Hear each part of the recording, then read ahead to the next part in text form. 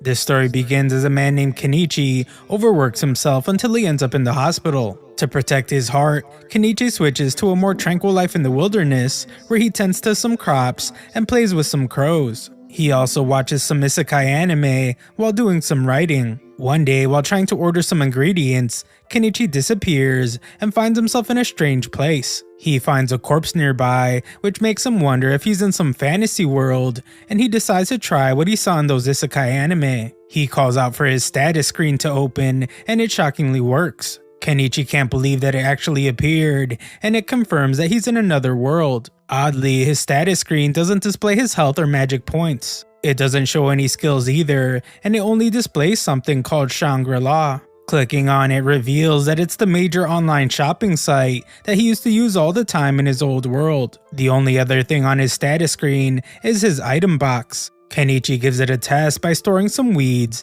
and finds that it's also pretty easy to remove stuff. Just then, our hero's stomach grumbles, so he tries to get some food from Shangri-La. Unfortunately, his status screen instructs him to insert money, but Kenichi doesn't have any. Our intelligent protagonist comes up with an idea, and is delighted to find that he can trade stuff in from his item box. Misfortune strikes again, however, as the weeds he picked obviously aren't worth anything. Kenichi desperately needs something of value, and he spots the sword sticking out of the corpse. Kenichi trades the sword in for almost 100,000 yen, and finally gets some food. He then buries the corpse and thanks it for helping. Afterwards, we see that Kenichi has purchased a bike and some boots through his online shop. The compass he also purchased guides him, as he needs to find a settlement so he can earn some money. While taking a break and making some food using all the stuff he bought, Kenichi comes up with an idea. He will use the money he's made to order things, then sell them in this world for even more money.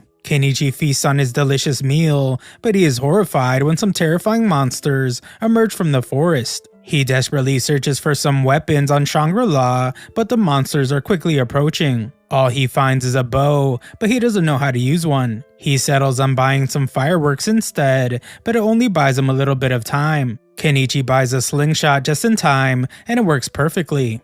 He actually manages to take out some of the beasts, so he doesn't let up and keeps attacking. Eventually, the wolves just run away, and so does Kenichi. The headlamp he purchased helps guide him in the dark, and he gets as far away as he can. The next day, Kenichi's relieved to see a city in the distance. As he makes his way there, he runs into a merchant named Fuyu. Kenichi accepts his offer to take him to the city, and he introduces himself to the other passenger. Kenichi explains that he's planning to do business in the city, but Fuyu wonders why he isn't carrying any equipment. He realizes that Kenichi must be one of those special people with an item box, and the other passenger shows off hers by pulling out an instrument. She sings a song about their little journey, and says that it's time for Kenichi's story to finally begin. In the city, Kenichi thanks Fuyu for the ride by giving him some pepper. Fuyu is amazed, but horrified at the same time, and he wonders if this is what Kenichi plans to sell in the city. He explains that this would be very dangerous because there is a spice syndicate in the city. They are called Bacopa, and they have a monopoly in all the spices. Fuyu loosens up a bit and offers to pay for the pepper, but it was intended to be a gift. Fuyu is a proud merchant, however, so he insists, and Kenichi makes his first sale. After Fuyu leaves, Kenichi does some quick calculations, and he's amazed by how much pepper sells for. That night, Kenichi heads to a restaurant where he is greeted by the receptionist. This place is also an inn, so Kenichi pays 1 silver for a room. The girl tells him to sign his name, but Kenichi realizes that he has no clue how to write in this world. The receptionist wonders why he's dressed so strangely, and Kenichi explains that it has to do with his business. Unfortunately, he is told that the Merchants Guild won't register anyone if they can't read, write, or calculate numbers. Kenichi clarifies that he isn't some idiot, it's just that he doesn't know the writing of this nation. The girl gives him a quick test to see if he can do math, and she's amazed when Kenichi aces it. Reading and writing is still an issue though, so she teaches him how to write his name. The girl introduces herself as Azalea, and Kenichi asks if she could teach him how to read and write in this country's language. Kenichi sweetens the deal by offering to give her candy from another country, and she is sold. The candy is absolutely delicious, and Azalea can't believe she gets to eat it. She feels like a noble, but she fears that they might take it away from her if they found out. Her liking the candy is nice and all, but Kenichi asks if she could start teaching him already. After a while, Kenichi realizes that the language isn't too different from the one in his old world. Azalea is impressed by how quickly he has learned, and she is sure that Kenichi will be a great merchant. She can see success coming his way, so she says that she might want to be his mistress. Kenichi's quite a bit older than her, however, so he warns her that she should just forget about him. Of course, he only makes it worse by drawing a portrait of her, and Azalea is amazed again. This, along with the candy, makes her feel really special, so Azalea decides that she has to repay Kenichi. The next morning, Kenichi fills out the required paperwork at the Merchants Guild. The registration fee is 1 silver, but Kenichi's wallet has taken a beating, and he's down to 116,000 yen. Luckily, he's allowed to pay in installments, and he is given his guild ID. Outside, Kenichi wanders around the market to study the prices of all the goods. One plain plate goes for a small square silver, which is roughly 5,000 yen. 2 sheets of slightly brown paper go for 1 copper, which is around 1,000 yen. He spots some knives and takes note of their price as well. Kenichi then buys a mixed bag of fruit from Chiquita Banana, but he has never seen fruit like them before. His item box displays their names, but he still has no clue. Luckily, Azalea has heard of them, and she loves them. In his room, Kenichi tries to think of what his goal should be, but he ends up passing out. The next day, Kenichi uses a bunch of supplies he bought,